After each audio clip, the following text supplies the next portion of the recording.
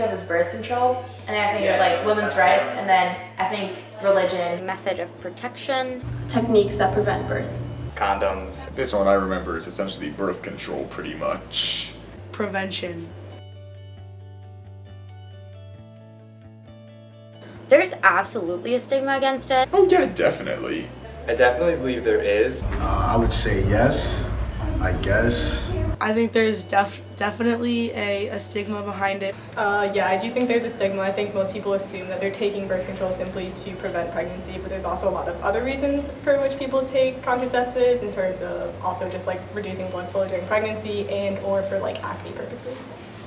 Women just get bashed for anything they do, especially like contraception. You can see that with like, if you were to ask your parent, or most people when they ask their parent if they want to go on birth control, they oppose it. Like if I were to ask my mom right now, she would flip out.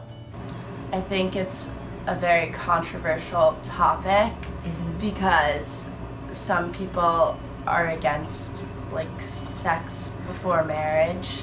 Different people with their different beliefs lie on different grounds. So some people believe that birth control is just bad because every potential of life should be achieved and carried out.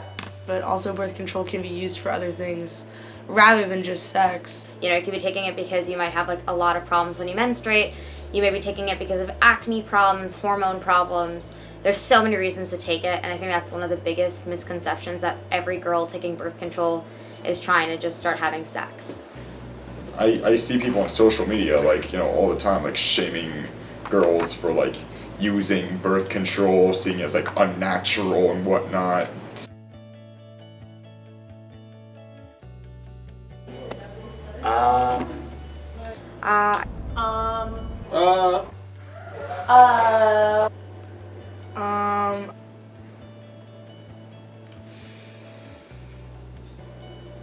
Five? I would say like 5. Like 10 to 15. 4 or 5. Probably like 10. Oh, probably like 5. How many can you name? 0. 3, 4. Ring, there's IUD, and there's the patch. I think there's one more, I'll say 6. So 6, I guess?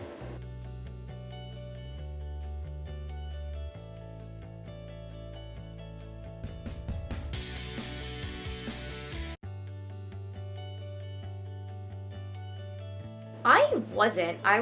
We had a celibacy program at my school, which basically meant they explained the physical sex thing. Like, we knew how babies were made and things like that, but we weren't taught about contraceptives. We were taught about protecting from STDs, and we were told to like get tested.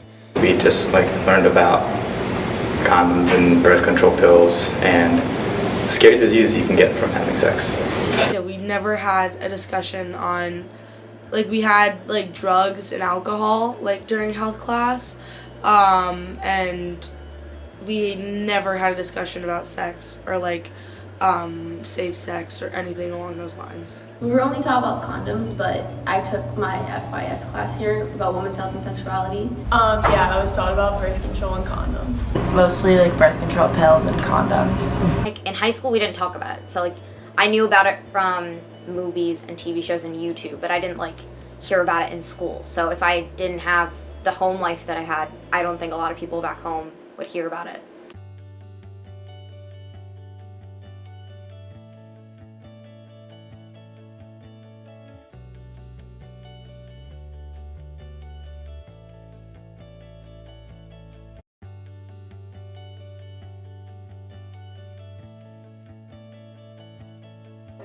You know, just like condoms are like the most easily accessible. You can buy them, get them from any store around where you live. But birth control, I mean, like for certain people, it's very hard because of religious values, or you come from a cultural family that doesn't believe in birth control, or they don't believe in you advancing to that stage of womanhood. Or I think, I don't know, especially in like heterosexual couples, a lot of men I think that oh, it's so easy, she just takes a pill, but it's so much more than that. Like there's so many like issues that come, like you're putting hormones in your body. There's gonna be so many issues with that.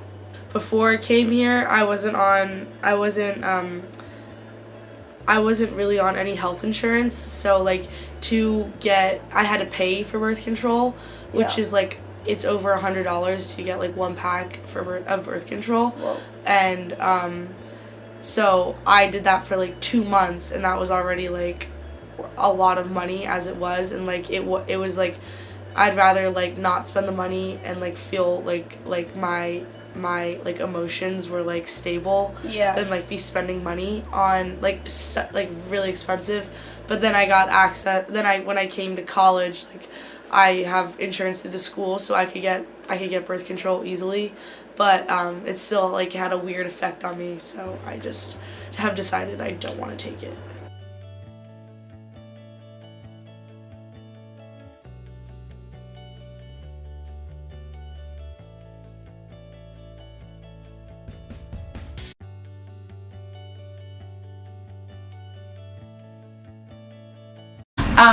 It's a time of sexual exploration, let's put it that way, which is, I think, a good thing, but it also opens us up to risk, right? So if we're exploring who we are sexually, who we want to be involved with sexually, what kind of sexual practices that we want to engage in, at times that can be a risk to our health. So contraception is one way that we can minimize our risk as far as picking up diseases that are transmitted sexually.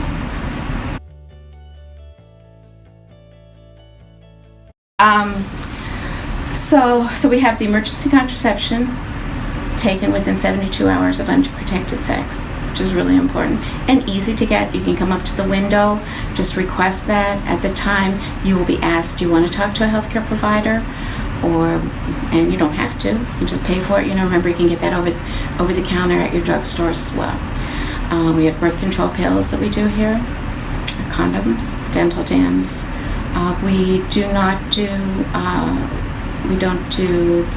Depo-Provera also. That's the shot, the 3-month shot for birth control.